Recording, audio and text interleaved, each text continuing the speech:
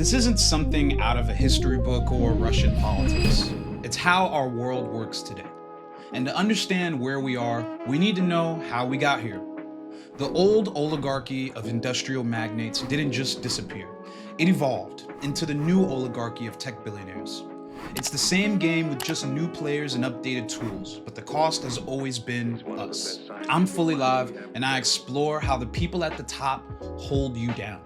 Today, we're breaking down how oligarchies are formed, what they look like, and how we transitioned from the age of industrial titans to the age of tech founders. Let's start with the old oligarchy. These are your oil barons, your railroad tycoons, and industrial magnates, names like Rockefeller, Carnegie, and Vanderbilt. They built empires during the Industrial Revolution, reshaping industries and daily life. But let's be clear, they didn't build this wealth alone. Their success was powered by exploiting workers, crushing competition, and taking full advantage of a system that liked meaningful regulations. Take Rockefeller's Standard Oil. At its peak, it controlled 90% of US oil production. This wasn't just a monopoly, it was dominance over a vital resource. Eventually, public outrage and antitrust laws led to its breakup in 1911, but its descendants, companies like ExxonMobil, are still amongst the most powerful today. By the way, I have a great video on the first three industrial revolutions and what the fourth one is that really aligns with this video that I think you should have a look at. Please take a look when you can. It'll be linked in the description and at the end of this video. The Industrial Revolution wasn't just about economic growth. It was about control. Innovations like the steam engine and railroads created new industries, but they also centralized power in ways that shaped modern capitalism. Economists like Karl Polanyi have argued that this era marked the beginning of a market society, where everything, including labor and land, became commodities. By the mid-20th century, new corporate giants were rising: General Motors, AT&T, and US Steel. These companies dominated their markets, fueled by the post-World War II economic boom. But something else was happening beneath the surface: the financialization of the economy. Starting in the 1970s, corporations realized that they could make more money from Wall Street than from actual products. Instead of investing in workers or innovation, they prioritized stock buybacks, a practice that was illegal until 1982. Hedge funds became the power brokers in this era, leveraging financial assets to dominate industries while making enormous profits for a select few. Sociologists point out that this shift created a financial caste system, where wealth was no longer tied to productivity, but to speculation. This system widened inequality, concentrating wealth among those who controlled capital while eroding the middle class. Then came deregulation. In the 1980s, Ronald Reagan ushered in an era of free market policies, cutting taxes for corporations and the wealthy, and rolling back regulations across industries. Airlines, telecommunications, and even banks were deregulated, setting the stage for massive consolidation. By the 1990s, globalization became the new frontier. Companies outsourced jobs with countries with cheaper labor, maximizing profits while hollowing out American manufacturing. NAFTA passed in '94 accelerated this trend as corporations moved operations overseas with absolute little accountability.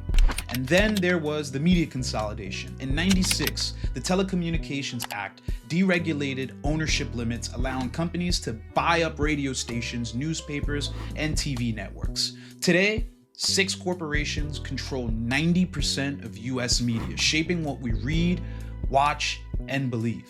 Media theorists like Marshall McLuhan have long argued that the medium is the message. In other words, the way information is delivered shapes how we understand the world.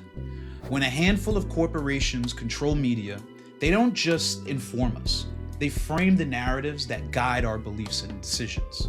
Now, let's talk about the new oligarchy. These are tech billionaires and hedge fund leaders who dominate today's economy. Elon Musk, Jeff Bezos, and Mark Zuckerberg, they're not just entrepreneurs, they're empire builders. And their empires are built on these new forms of control: data, algorithms, and ecosystem. Take Facebook, for example. It doesn't just connect people, it commodifies their attention.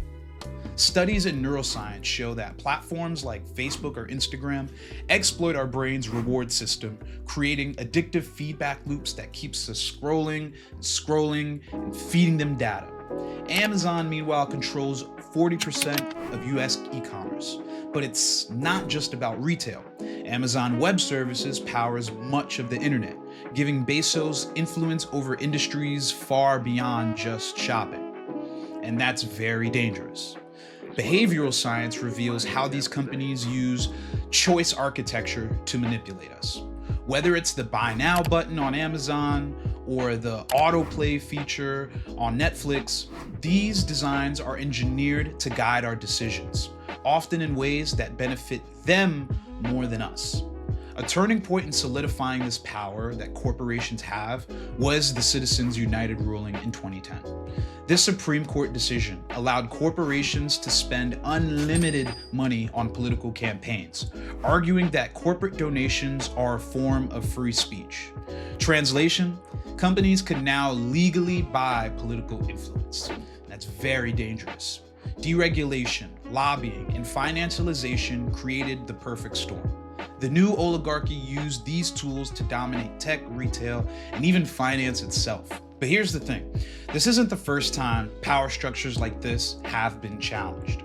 Antitrust laws, originally designed to break up monopolies like Standard Oil, have seen a resurgence. Lina Khan at the FTC is leading groundbreaking cases against big tech monopolies, and the EU has already fined Google over $10 billion for antitrust violations. The fight is ongoing and it's global. So, what can we do? First, recognize that we're not alone in this fight. Support our allies in the FTC and demand action from representatives. Look to the EU for examples of how effective regulations can work. Build alliances that cross national boundaries, because corporate power certainly doesn't stop at any borders. Next time, we'll dive deeper into how corporations influence politics and what we can do to take some of that power back. If this opened your eyes, resonated with you at all, hit a like, a comment, a share. Thank you for watching, and I hope to see you soon.